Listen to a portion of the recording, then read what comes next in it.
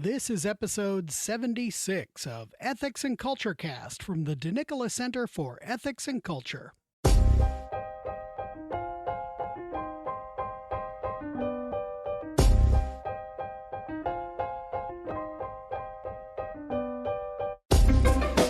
Welcome to episode 76 of Ethics and Culture Cast from Notre Dame's DeNicola Center for Ethics and Culture. I'm Ken Hellenius, the communications specialist at the center. In this episode, we chat with Archbishop Anthony Fisher, the ordinary of the Archdiocese of Sydney, Australia. We chat about how he discerned his vocation as a Dominican friar, how his training as an ethicist helped him in his pastoral responsibilities in the face of the global pandemic, and where he sees signs of hope for the future of the church in the modern world. Let's sit down together for this delightful conversation.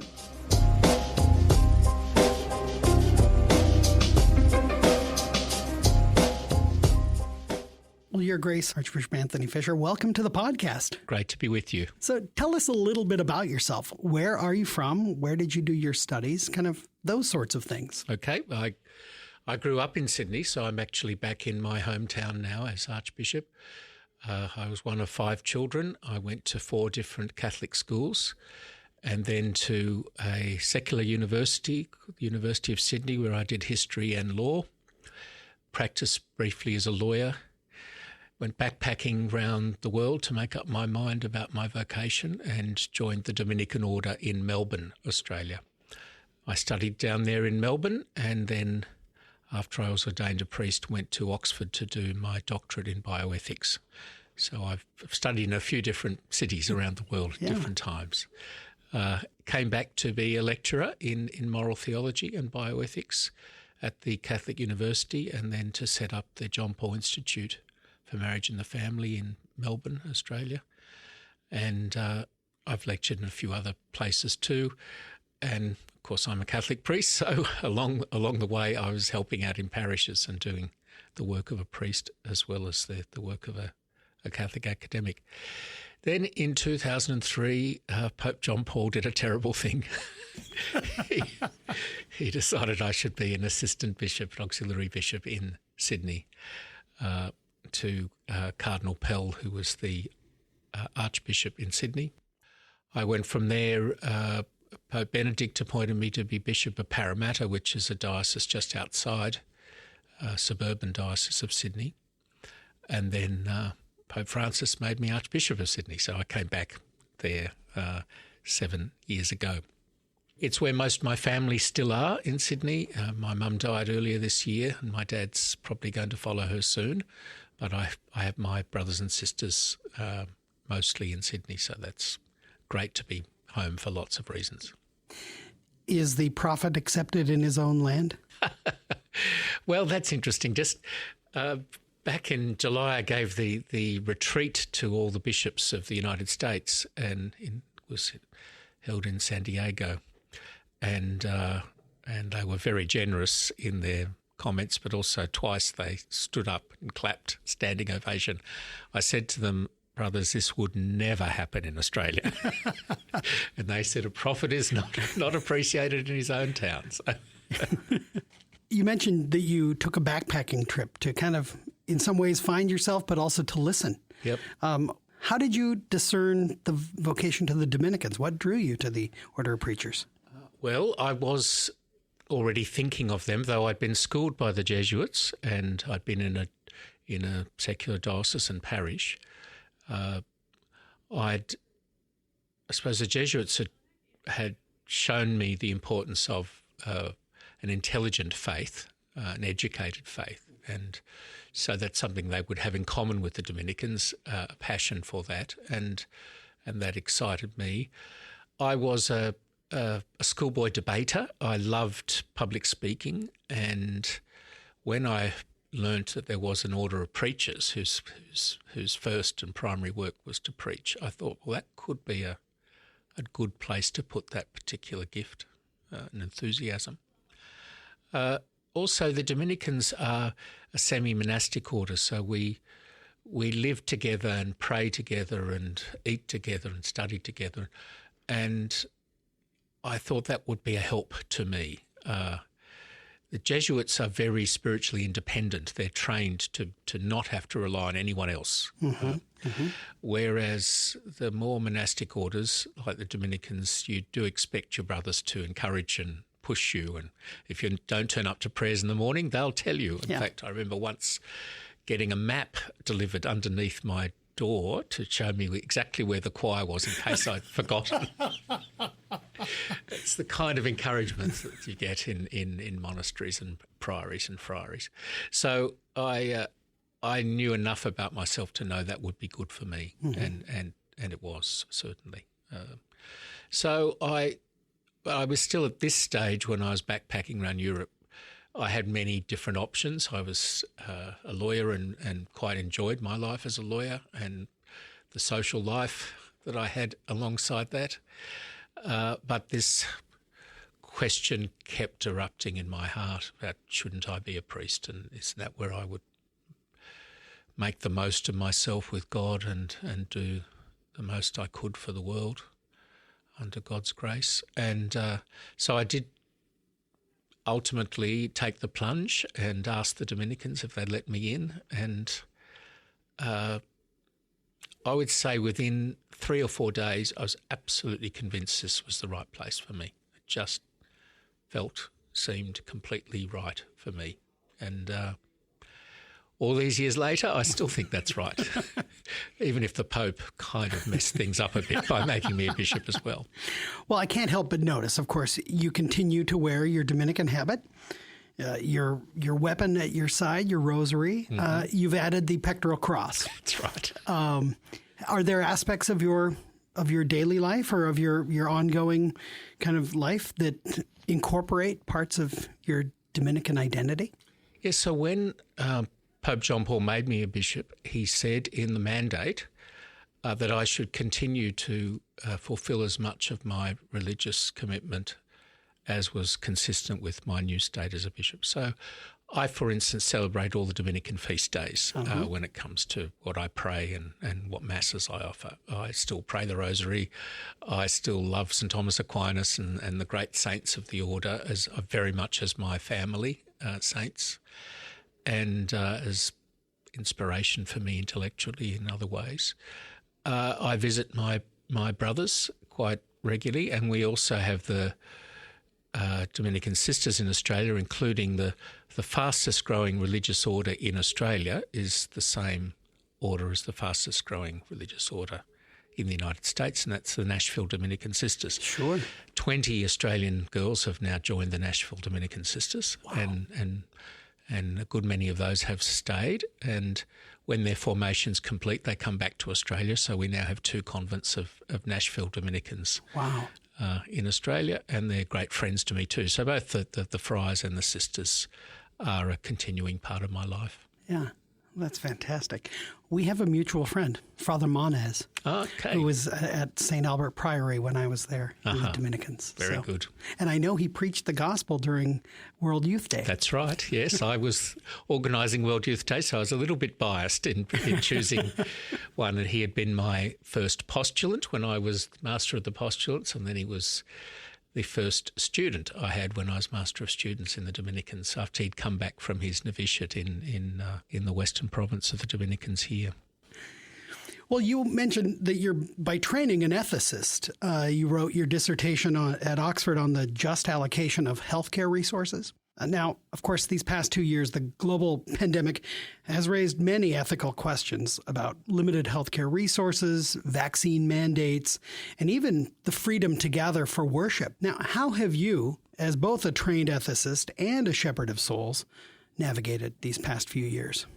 Well, you're quite right. It has raised many issues, and many of them are issues not just in time of pandemic. It's just that the pandemic's really highlighted them, focused our attention on them. For instance, my thesis was injustice in the allocation of healthcare. We know that if you're in certain parts of the world, you'll get almost nothing when a COVID pandemic comes. Mm-hmm. There'll be no vaccines for you. There'll be possibly not even masks or education in hygiene or the things you might need to keep yourself safe and to keep, particularly because we know this particular disease focused its vicious attention on the elderly, you wouldn't even get the education how to keep your elderly people safe.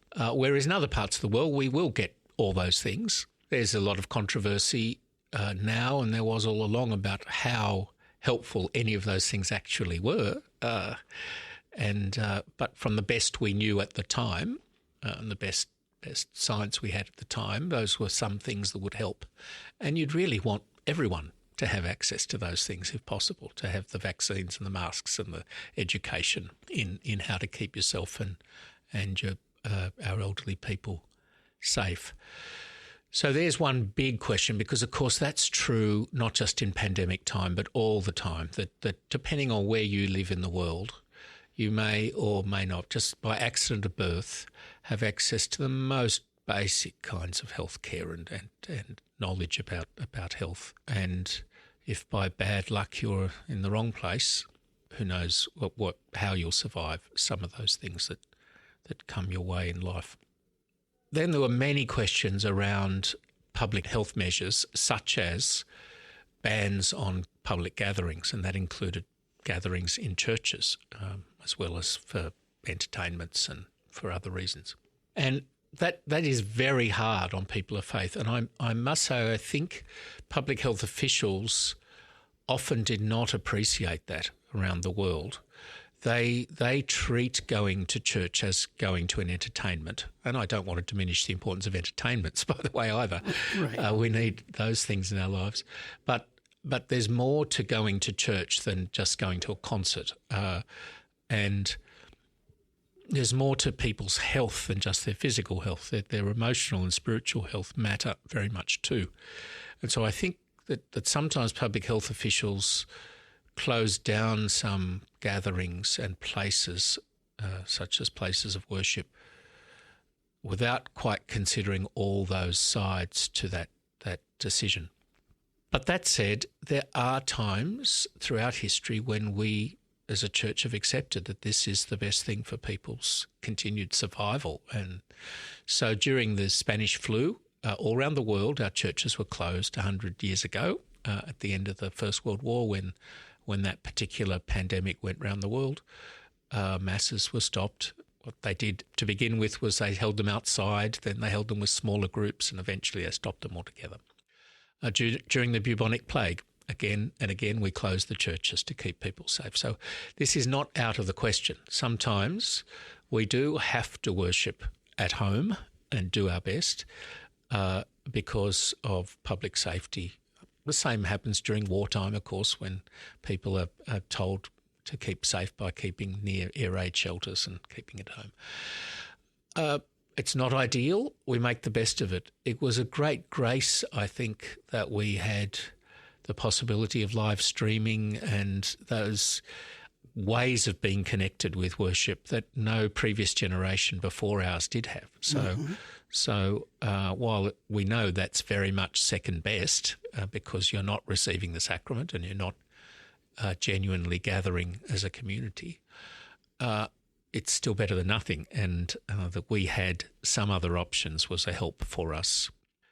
There are other sides again to this, like mandating vaccinations. The Vatican was very clear in its teaching that even though there are some ethical concerns around the way the vaccines are manufactured, that people could use them honestly, saying it's in no sense their intention that they be produced in this way, that the fetal cells that are used in the culture on which some of the vaccines were grown came from an aborted child in the 1970s. Well, you could honestly say, I have no part of that abortion. I would never want that repeated.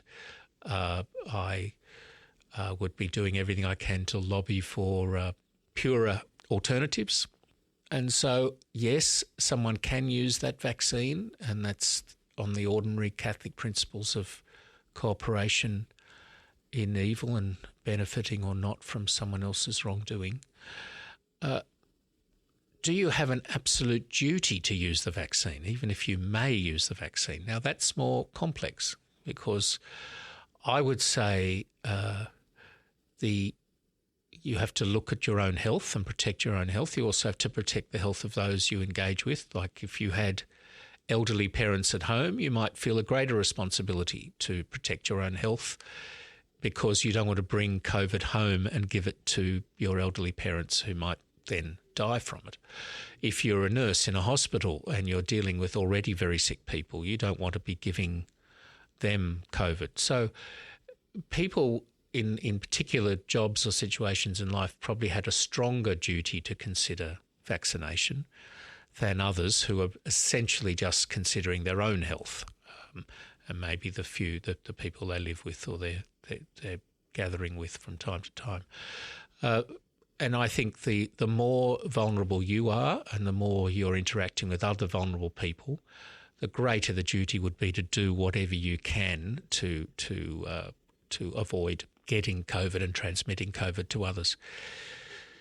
Now, then there's all sorts of calculations we have to make. Does the vaccine help very much? How much did it actually stop the transmission? The same issue arises with masks and with gatherings and so on. And those are hard calculations, and most of us just go with the best public health advice, the best medical advice that we can get, knowing that they're not infallible and that some of these things are quite contested. Mm-hmm.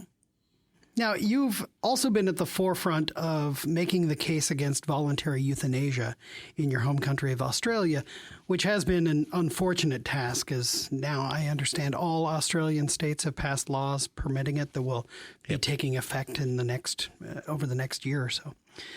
Here in the United States, still a minority of our states have legalized assisted suicide, so we continue the fight to defend the most vulnerable. What advice might you give to us in our efforts? Yes. Well, I'd say the first thing is do continue the fight. Don't accept that this is inevitable, that the march of history or civilization is always in one direction and the present direction is a kind of moral slide that's allowing killing. The Pope recently on his return from Kazakhstan gave euthanasia as his example of the moral decline of the West and said, let's leave killing to the beasts. We human beings should know better. And I'm completely with him on that. We should know better and we can do better. We can care for our sick and our dying and for those who are demoralised and feel their life has no meaning and is burdensome. We can do better by them than just killing them. But it will require our investing ourselves in them. And I think part of what the Catholic community and other people of goodwill have to do is offer genuine alternatives. Don't just say no to euthanasia, but to be really promoting better kinds of care for people that will make them as comfortable as possible, make their life as meaningful and make them feel as loved as possible at the last part of their life. And I think very often people just hear the church or Christians in general as just saying no, but they don't see that we're actually offering something better than euthanasia in this case or whatever the particular question in the air is. Another side to this that I'd mentioned to Americans to learn from our experience is several of the Australian states have not only legislated for euthanasia, but they've imposed it on Catholic aged care and healthcare facilities, and they've limited or taken away the right of Catholic or other good health professionals to dissent from doing this. Mm-hmm. And I think that's a very serious matter. I think Americans by instinct would be disinclined to try and force health professionals to do this or Catholic health facilities to do this, but we've seen mandates around abortifacients and contraceptives and so on. So there are sometimes politicians or public health officials that are not very respectful of conscience. And so I'd say to be watching out as people legislate these things, not only to be resisting them, but also to be resisting the ideological uses of them that are trying to stop people of faith or conscience from thinking any differently. Right, yeah. This is a hard sell though. The idea of kind of redemptive suffering, in a way, it's difficult. Suffering is the absolute worst evil in our society. Mm-hmm. And anything we can do to avoid that, whether that be legalizing, drugs, or in this case, let me free through euthanasia or assisted suicide because this life is too burdensome. That's a really hard sell. I mean, it always has been, though, right? Yep. Well, I think we begin with suffering is not actually the worst possible thing. There are worse things that can happen to us. I could become a monster, a brute, a cruel, unloving person. That would be much worse than suffering. I could be the person causing the suffering rather than enduring the suffering. That would be much worse. There are actually worse things than suffering, and most of us know. If you're a young athlete, you put up with a certain amount of suffering in order to achieve your excellence in your sport. If you're a young mother, you put up with endless nights of bad sleep or no sleep out of love for the little one. We all know in one way or another, love for each other and love even for ourselves will mean a certain amount of sacrifice and a certain amount of discomfort at different times, but you endure it in good spirit because of the good that comes ultimately from that. And I don't think we should diminish the power and the importance of the last days, the last months of someone's life, the time that is for being reconciled with perhaps family members or people they've not spoken to or not related well to for a time, with God likewise, the time for reconciliation with God and getting ready for being in God's arms forever. The time it might be for getting your affairs in order, for facing up to some things about yourself, the time for saying some thank yous and some goodbyes. And there is a lot that can happen in those last days and weeks. And whether we call all of that redemptive, I think that's a pretty good word for it, because it's part of making us more the saints we probably should have been all along. But it often only happens at the end if people get the bit at the end. You truncate that, you cut that off with assisted suicide or euthanasia or in some other way. You may be denying a very important part of that life story of the person they could have been and should have been by the end. Now, not everybody's going to have that at the end, but I think we should question the view there's nothing good that can come of the last days or weeks of a person's life, even if they've got cancer, they've got some debilitating disease. It's not a thing you'd wish on yourself or on anybody you loved. But we shouldn't diminish the good things that could still happen through that time. But of course, that's easy for me to say. I'm not dying. Right. And so what I know is I've got to be there helping. And as a priest, I have ways of helping spiritually, pastorally. As a human being, I have ways of helping in terms of helping to bring meaning and love when a person's feeling lonely or their life meaningless or burdensome. My wife and I are preparing to put our senior dog, our beloved senior dog, to sleep. He has cancer. But there's a fundamental difference between this act of mercy to an animal that can't comprehend what's going on, just knows the pain, and doing the same for grandma. Yes. And at the very heart of this is our understanding that human beings, uniquely of all creatures, are images of God with an eternal destiny. And therefore, our reverence for them is of a different order to our reverence for the other created things, even though we love our dogs and we love many other things about the natural order. But here you're dealing with an immortal soul that has been given a lifespan by God, and we don't interfere with that. We do our best to support that with the human being. Also, a big difference, as you mentioned, is for a dog, all it is pain at the end. For a human being, even if there is pain, and we do our best to relieve that, but there are other things going on too. They still have hopes and dreams and memories and aspirations, and they can make some sense, not perfect sense, but some sense of their own suffering and of the meaning of their life. And they know and have the hope, if they have the gift of faith, they have the hope of a life beyond, and know that their time here bears upon but isn't the end of the story, right. Of the life beyond. So for the human being, that time of the terminal time of their life has a whole lot more meaning than it can have for an animal. And that's not trivialising animals for a moment. It's just saying they don't know those things or have those hopes or aspirations. And so for them, it is often simply the kindest way of minimising their pain. If that was all there was for a human being, you might say, well, then we should be doing the same thing to human beings. But of course, it's not all there is for a human being. We have an immortal soul, we have a life beyond, and we have our own character and the meaning we bring to life in the meantime, even as we're suffering. Yeah. I guess we'll change the subject. A cheerier one. Yes, exactly. At Lauds each morning, we pray the words of Zechariah from the Gospel of Luke that God will, quote, will set us free from the hands of our enemies, free to worship him without fear.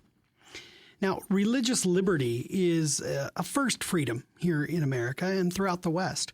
Yet the rise of the non-believing nuns is eroding this freedom in many ways, such that religious believers are often cast as fascists who must be silenced. How do we make the case in a pluralistic society that religious liberty is fundamental to our very existence, even and to the very existence of society itself? Yep. Well, I think to begin with, we have to face up to the reality this is very real. There are people that want to stop religion in its tracks in every field of endeavour. First, to privatise it and say, well, you can have it, but keep it quiet and keep it at home or keep it at church for an hour a week. But don't bring it to Parliament, to Congress with you. Don't bring it to your workplace. Don't bring this faith of yours to healthcare or to whatever else you're doing in your life. We recently had a case in Australia just a few weeks ago where the CEO of one of our biggest football clubs was forced to resign only one day after starting as the CEO because it had been revealed that he belonged to a conservative Christian church, an Anglican church, and because that church was against abortion and against same-sex marriage, well, that he was part of that church, he could not be head of a football club and he was forced to resign. Now, that kind of bigotry that says, even though that has no bearing on your abilities as a head of a football club, that we're not going to have you in our space, we're not going to have you anywhere near us, that is growing and that's very real. And I'm sure we could give hundreds of cases, parallel cases of where people have suffered simply for being a Christian or for being a believer in our world in recent times, because there is a kind of secularism that wants to push religion out of life altogether. There are milder forms that would just say, let's live and let live, let's make a space for people of all beliefs and none, that we won't make religion compulsory, but nor will we stop someone believing and associating and speaking and living their religion. And that's that kind of secularism I have a lot of time for. But the kind that says basically religion is dangerous, it's always homophobic, it's always transphobic, it's always hateful, it's always hurtful. And so what we've got to do is ban it from every part of life, if at all possible.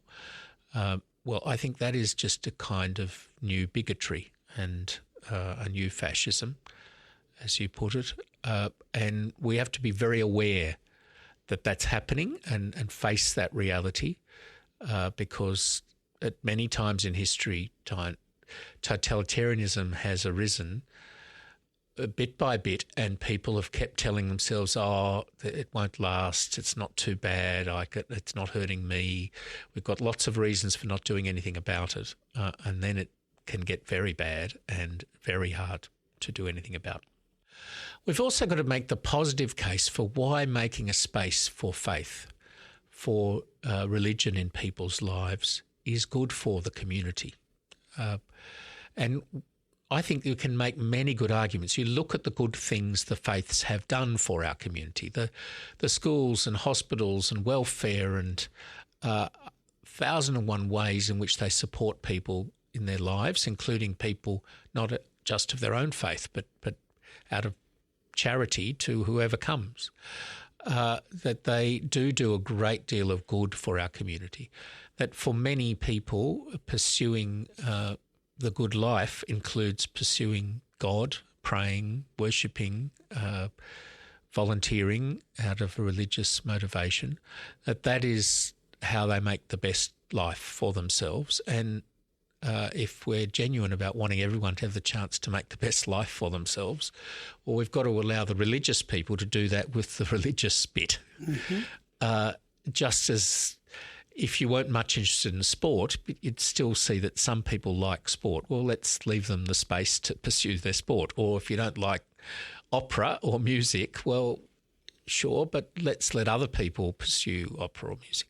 Well, at the very least, if we know that religion can do a lot of good and that for some people it's a big part of their happiness, of their flourishing, let's leave the space for each other to pursue those things if those are important to us.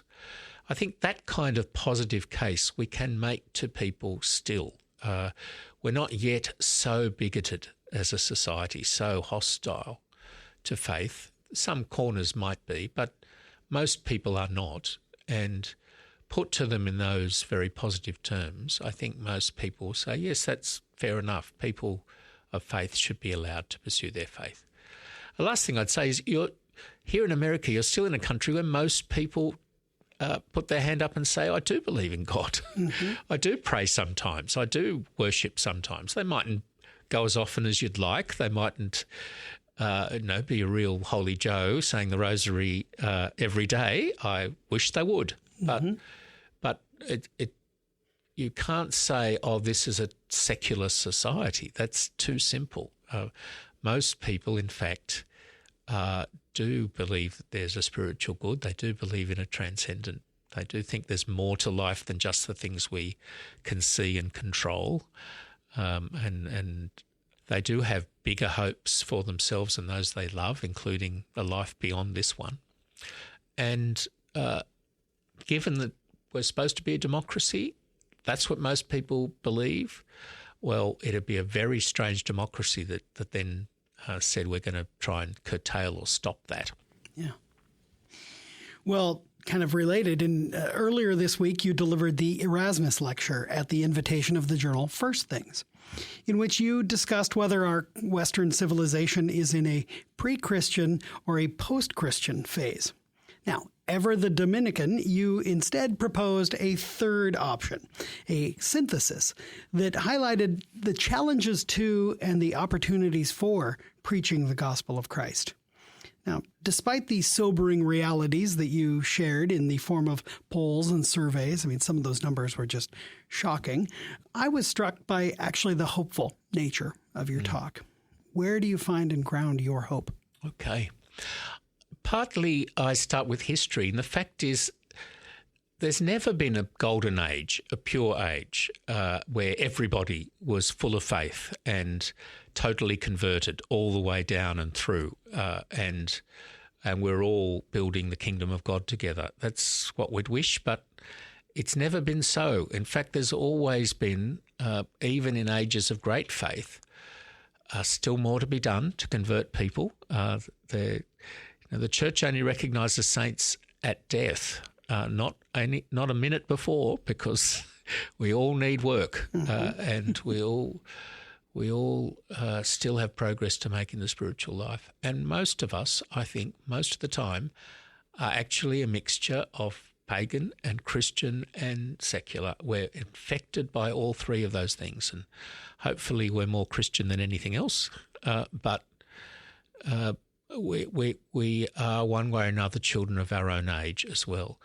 And let's not forget that sometimes there's some good things in those other ways, those other worldviews. Like the secular world does press the importance of human rights and the importance of science and technology and the importance of democracy, and those are things the church has actually come to be very much in favour of too. And there are other wisdoms out there that sometimes have things to teach us. Now, St Thomas Aquinas took a great deal from Aristotle, a pagan. St Augustine took a lot from Plato, another pagan.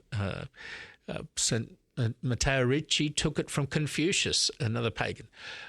Sometimes these people still have a wisdom to offer us. And as St Thomas said, truth, whomever it comes from, wherever it comes from, if it's true, it's from the Holy Spirit. And so we shouldn't be afraid of or too negative about people that think a bit differently to us, or even about our own complex range of sources of inspiration. The Christian boa constrictor, if you like, can gobble up a lot of things.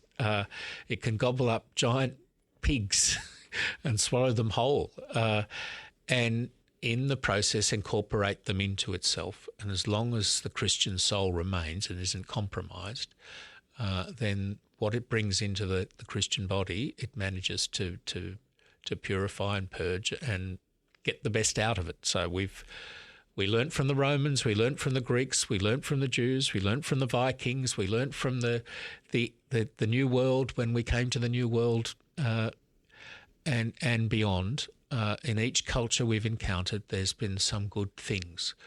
So in this culture we're in, there are some good things to appreciate as well as some things to be critical of and to question. We begin with ourselves, and each of us needs some scrutiny and purification of our own motives and our own thinking, of our own souls. As if we're going to evangelise the world, we have to recognise the world we're going to is complex, and we are complex ourselves. But let's not imagine we're uniquely cursed, that this is the terrible time in history and every other time has been good. We've been through terrible times. We've been through the persecution in ancient Rome, where there was an all-out effort to totally exterminate the Christians. We've been through times of terrible corruption in the church, and times of terrible division, like the Reformation, where Christendom turned on each other. Times of great danger when we're at risk of being overrun by the Moors and Christianity being possibly again exterminated. You think of under the French Revolution and Napoleon, the period where they closed all the religious houses, forced the priests to marry, closed the Catholic schools. People said it was doomed. Every time that's happened, just around the corner, there's been an enormous renewal coming. And no one could have guessed it at the time. But no, the worst persecution of ancient Rome was under Diocletian. Only 10 years later, Constantine was the emperor and Christians were freed. And in fact, pretty soon it was a Christian empire.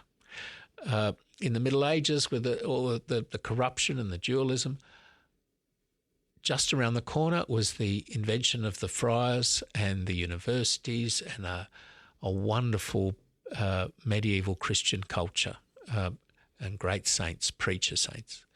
Or in the Reformation, just around the corner after all that division, were great new religious orders and saints like the Jesuits, the missionary orders that took the faith to the New World. Or at the French Revolution and Napoleonic period, you had, again, such a flowering in France itself and beyond in the 19th century of new religious orders and great saints. The Curé of Ars, we think of the orders like the Marists that took the faith to my part of the world, the Pacific. The Congregation of Holy Cross. The Holy Cross congregation here. They've got this university and others going. So very often in history, things have seemed bleak, and Christianity, people have said, oh, it's over, and God is dead, and Christianity is doomed. And just around the corner there have been new saints, new religious movements, new inspiration, new missions for the church. And I think if we're feeling bleak like some of them did in the Napoleonic period or in the Reformation or in the Diocletian persecution, let's maintain our hope that God may have a great surprise in store for us and something very beautiful, some new mission ahead. There are many signs of those green shoots already. You look at some of the great things happening with new religious movements, ecclesial movements, new religious orders, new ministries in the universities and in other places, young people full of good ideals and working for one mission or another. There are already little green shoots of something new happening, and so we shouldn't lose our hope. Well, that is a positive and hopeful message, and I'm grateful that you shared it with us. Your Grace, Archbishop Fisher, thank you so much for coming to be with us, and thank you for giving the lecture that we will hear a little later today on Newman and the religion of the future and the future of the Academy, in which I'm sure you'll issue a few more challenges. I'll do my best, and I look forward to seeing some of you at the lecture, and you can probably hear it recorded somewhere else afterwards. God bless you all. Great to speak to you.